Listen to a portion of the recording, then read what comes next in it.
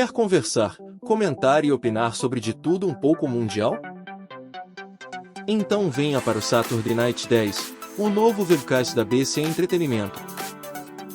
De março a novembro, todo sábado às 10 da noite no canal youtube.com/bcentretenimento. Esperamos você! Vamos começar com o Futebol Lovers de hoje, né? E saber como anda o Campeonato Mundial de Clubes, que é o primeiro da história, né? Mas antes, vamos entender um pouquinho aí como eram as competições até chegar nesse momento, com um breve histórico aí da competição, né? A gente vai trazer também algumas informações sobre quem foi campeão, os campeões, né? Essa coisa toda, mas vamos ter sempre a atualidade também, né? Então a gente vai ter um pouco de remember e um pouco de atualidade, tá certo? Então assim, o Mundial, esse Mundial de Clubes é o primeiro que está rolando lá nos Estados Unidos, né? Para a gente ter um breve histórico de como tudo começou, nós tivemos o início efetivo de um Mundial mesmo, foi na década de 60, com a Copa Intercontinental. Ela foi chamada de Copa Intercontinental, que foi de 1960 a 1979. Em 1980, ou seja, com a virada da década de 80, houve uma modificação, né, da Copa Intercontinental. Ela ela continuou se chamando Copa Intercontinental, mas com um adendo aí, né? Europa, Sul-América, né? E uma antiga montadora, que era a Toyota, passou a chamá-la de Taça Toyota. Então a Copa Intercontinental de 1980 a 2004, ela passou a se chamar Taça Toyota. Mas era o Mundial de Clubes, né? Era o Mundial de Clubes até ali, né?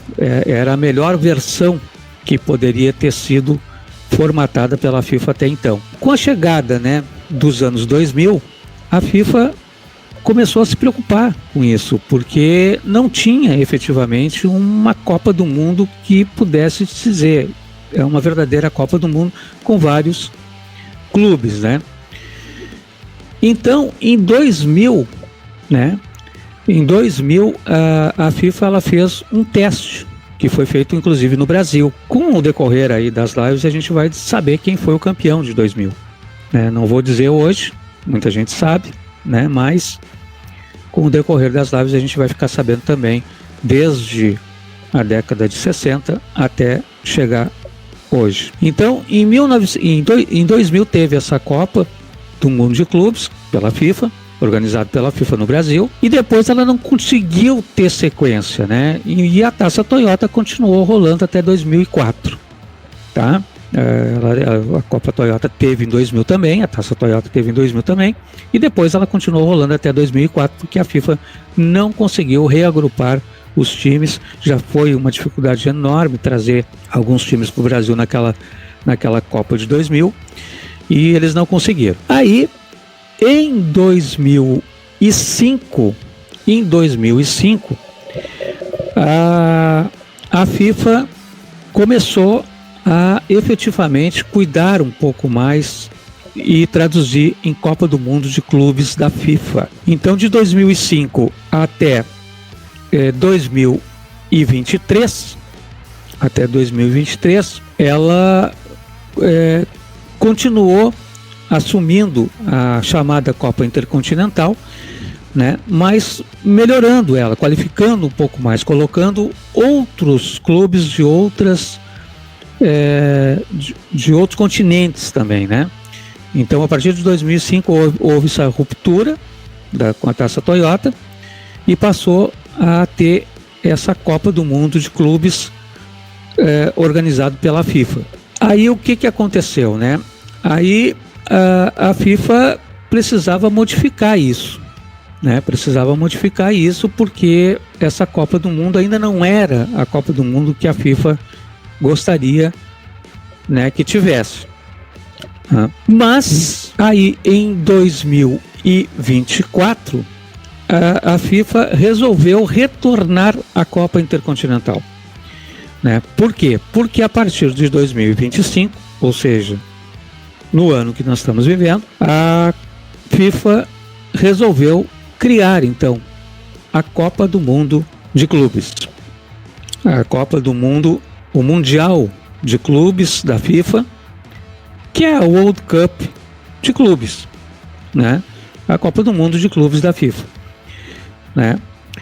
Que, a princípio, será disputada, assim como a Copa do Mundo de seleções, quadrienalmente. E a partir deste ano de 2025, o que está efetivamente acontecendo lá nos Estados Unidos.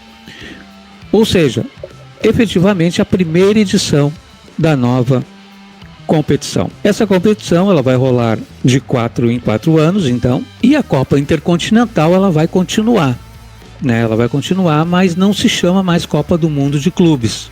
Ela passa a se chamar Copa Intercontinental, e a Copa do Mundo de Clubes, efetivamente, da FIFA, passa a ser essa disputada de 4 em 4 anos. Tá certo? Então, dito isso, a gente dá esse panorama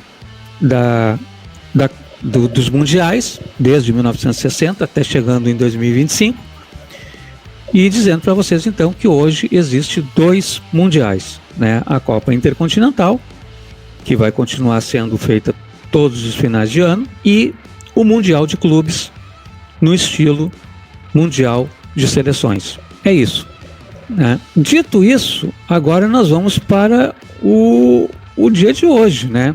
O que aconteceu hoje no Mundial de Clubes da FIFA. Eu só queria, antes, né, dar uma passada no que foi a primeira fase, né, do Mundial e dizer o que aconteceu em cada grupo, né? O grupo A tinha o Palmeiras, o Inter Miami, o Porto e Al Ahly, e o Palmeiras terminou na liderança, né? Terminou na liderança com 5 pontos, né? Foi uma vitória, 2 empates e nenhuma derrota, igual ao Inter Miami, né? Ambos terminaram com 5 pontos, né? E no critério de desempate, o Palmeiras levou a melhor. Teve um gol a mais, então acabou ficando em primeiro, e o Inter Miami em segundo. Se classificaram os dois nesse grupo A. Porto e Al Ahly foram eliminados. No grupo B, PSG acabou em primeiro com 6, o Botafogo acabou em segundo também com 6, no critério de saldo de gols o PSG levou a vantagem. O Atlético de Madrid terminou em terceiro também com 6, mas com um saldo de gols pior que o do Botafogo. E o Seattle Sound terminou em último lugar, né? O Seattle Sound teve 3 derrotas, foi o saco de pancadas do grupo, né? O Atlético de Madrid acabou com 2 vitórias e 1 derrota, mas não se classificou.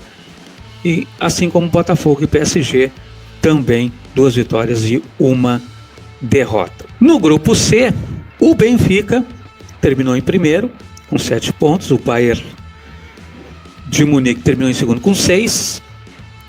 E aqui uma curiosidade, o Boca terminou em terceiro com 2 e o Auckland City terminou em último com 1, né? O Benfica teve 2 vitórias e 1 empate, o Bayern 2 vitórias e 1 derrota, o Boca 2 empates e 1 derrota, e o Auckland City 1 empate e 2 derrotas.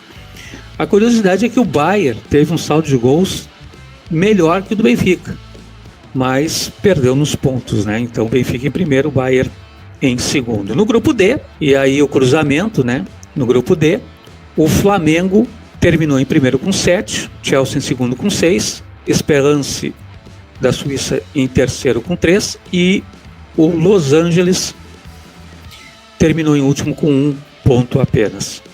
O Flamengo teve 2 vitórias e 1 empate, Chelsea 2 vitórias e 1 derrota, Esperance 1 vitória e 2 derrotas, e o Los Angeles saiu com 1 empate e 2 derrotas. Flamengo e Chelsea classificados nesse grupo. No grupo E, o Inter de Milão terminou em primeiro com 7, Monterrey do México em segundo com 5, o River Plate terminou em terceiro com 4, Urawa Reds terminou em último com 3 derrotas, né? O River teve uma vitória, um empate e uma derrota. O Monterrey teve uma vitória, 2 empates e nenhuma derrota. E a Inter de Milão, 2 vitórias, um empate e também nenhuma derrota. No grupo F, o Borussia da Alemanha terminou em primeiro com 7, o Fluminense em segundo com 5, o Sundowns em terceiro com 4 e o Ulsan terminou em último com nenhum ponto. O Ulsan teve 3 derrotas, o Sundowns uma vitória, um empate e uma derrota, Fluminense uma vitória, 2 empates e nenhuma derrota, e o Borussia 2 vitórias, um empate e nenhuma derrota. No grupo G, o City, o Manchester City, né, terminou em primeiro com 9, a Juventus terminou em segundo com 6, o Al Ain terminou em terceiro com 3 e o Wolves terminou em último. O City teve 3 vitórias, ou seja, venceu as 3 partidas. O Juventus teve 2 vitórias e uma derrota. O Al Ain teve uma vitória e 2 derrotas e o IAD teve 3 derrotas. E no grupo H, fechando o grupo H, o Real Madrid terminou em primeiro com 7, o Al Hilal em segundo com 5, foi a surpresa, o Salzburg em terceiro com 4 e o Pachuca em último com nenhum ponto ganho. O Pachuca teve 3 derrotas, o Salzburg teve uma vitória, um empate e uma derrota, e o Al Hilal teve uma vitória, 2 empates e nenhuma derrota. E o Real Madrid, 2 vitórias, um empate e nenhuma derrota. A surpresa aqui acabou sendo o Al Hilal, mas é o time mais forte lá da liga, né? Também. Então, é uma surpresa que nem tanta surpresa assim, né? E então é isso. A primeira fase teve como destaque o Manchester City, que ganhou as suas 3 partidas, né? Então foi o time que se destacou mais. E o destaque dos brasileiros, né? Que todos os 4 se classificaram. O Flamengo sendo o líder do seu grupo, né? O Palmeiras também como líder do grupo e o Botafogo em segundo e o Fluminense também em segundo lugar. Tá certo? Agora nós vamos ver então como ficou o cruzamento, né? Como ficaram os cruzamentos, né? No calendário completo aí dos jogos, para a gente saber como ficou esse calendário nas oitavas de final. Nas oitavas de final ficou assim. Bom, a gente tem aqui os jogos completos. A gente tem os jogos completos aqui, mas já passou, né? Eu acho que a gente teve alguns destaques aí, como o Fluminense empatando com o Borussia, né? O Flamengo ganhando do Esperance por 2-0, o Palmeiras empatando com o Porto em 0-0, o Botafogo ganhando do Seattle Sounders por 2-1. Então a gente teve aí o Palmeiras ganhando do Al Ahly também por 2-0, né? E o Flamengo surpreendendo o Chelsea, ganhando de 3-1. E tivemos também o Fluminense ganhando do Ulsan por 4-2. Então, os brasileiros, eles realmente fizeram uma primeira fase muito segura, né? O Flamengo jogou a última partida contra o Los Angeles no empate de 1-1 com um time mesclado, né? Mais reserva do que titular, então isso se justifica também até para poupar já para a próxima fase, né? O time já estava classificado, então pouparam aí os jogadores, né? Então nas oitavas de final, né?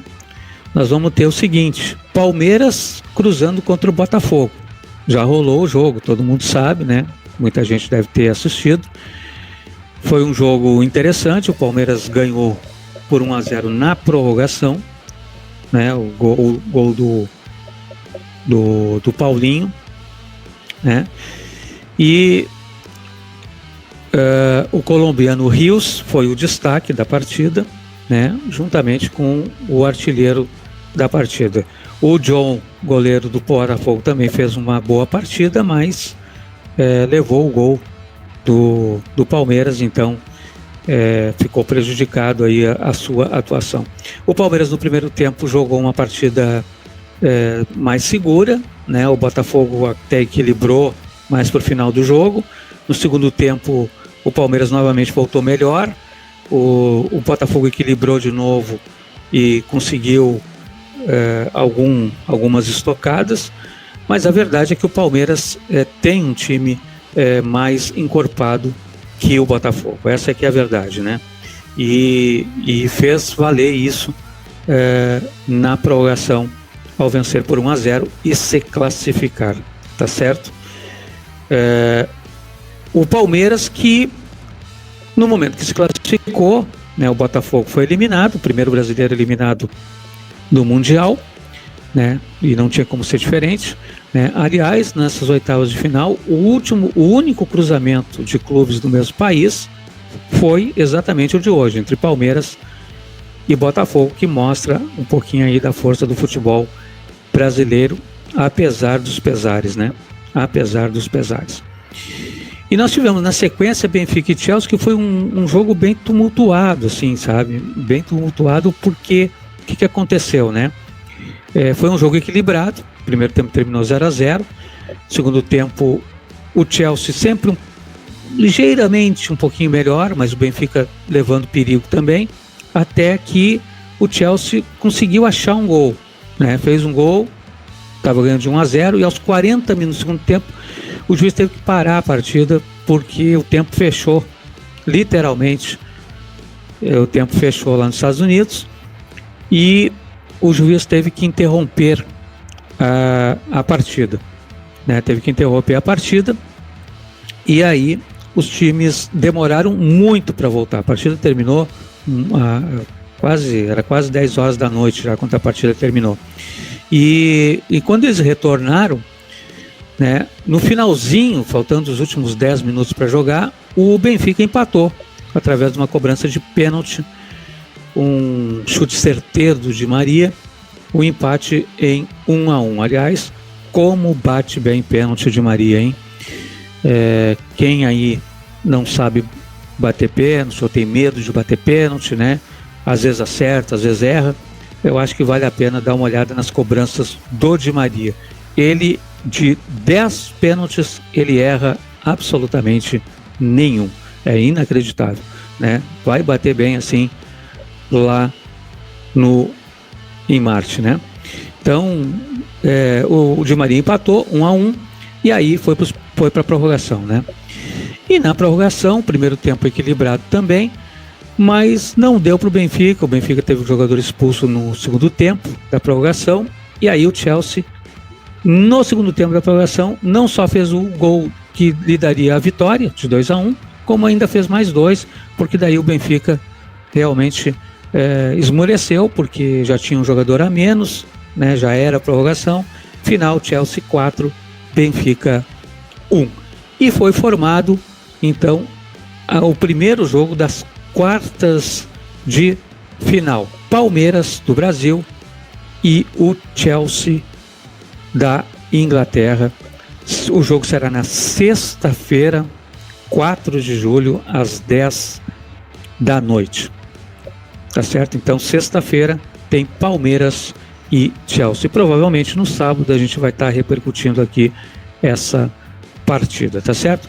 Para completar então, só para a gente finalizar aí essa tabela, amanhã a gente vai ter à 1 da tarde, né, o PSG, né, da França contra o Inter de Miami, o último representante que sobrou dos Estados Unidos, né? Mas tem o Messi e tem o Suárez, né? E às 5 da tarde, 17 horas, tem Flamengo e Bayern. E desses dois jogos saem mais uns finalistas das quartas de final.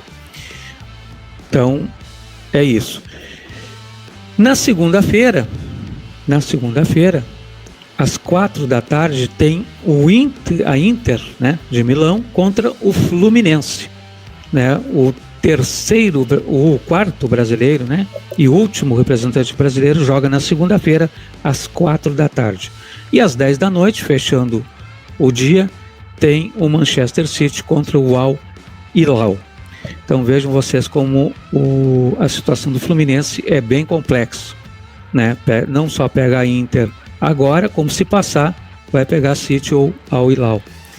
Então, bem complicado mesmo a situação do Fluminense. E na terça-feira, fechando, né, as oitavas, às 4 da tarde, tem Real Madrid e Juventus, um clássico aí do futebol europeu, né, duas equipes fortes, mas a Juventus já mostrou que não está tão forte assim nesse Mundial, né? Então, eu acho que dificilmente o Real deixa de passar aqui, né? Deixa de passar e vai enfrentar o vencedor de Real e Juventus, pega o vencedor de Borussia e Monterrey, que vão jogar às 10 da noite da terça. É a última partida das oitavas de final. Borussia também favoritaço aí para cima do Monterrey do México, né? Então, eu acho assim, numa projeção aqui, além de Palmeiras e Chelsea, que já se confirmou, né? Palmeiras e Chelsea, que já se confirmou. A gente pode ter Flamengo e PSG, mas o Bayern também a gente não pode descartar, né? O Inter Miami, só pelo Messi, né? Porque tirando o Messi é muito difícil, né? Então, se o Paris jogar tudo que sabe, dificilmente o Inter Miami vai passar, né? Mas tem o Messi e a gente tem que sempre ficar com essa ressalva aí. Flamengo e Bayern vai ser um jogo equilibrado, mas a gente espera que o nosso representante brasileiro passe, né? Na sequência, Inter e Fluminense, a Inter de Milão, né? Vai ser uma tarefa muito difícil para o Fluminense, né? Vai ser muito difícil. A Inter tem um bom time e tem muita força, né? Muita força física ainda. Então vai ser bem difícil, mas esperamos também que, vamos torcer aí, mas vai ser bem difícil. Manchester City Al Hilal, a tendência é o Manchester City passar, né? O Al Hilal passando seria uma zebra, até porque o City mostrou a sua força na primeira fase, ganhando as 3 partidas, né? Então é a tendência. E fechando, Real e Juventus, não vou ficar em cima do mundo, eu acho que o Real passa, apesar de que é um clássico, né? Clássico é clássico, mas eu acho que o Real passa. E Borussia e Monterrey, acho que o Borussia passa também, aí daria Real e Borussia, né? Teríamos Inter e City, né? PSG e Flamengo, ou PSG e Bayern, né? E o Palmeiras com o Chelsea já confirmado. Então, pessoal, é isso, né? Em termos de futebol lovers de hoje, é isso aí que a gente tinha para falar.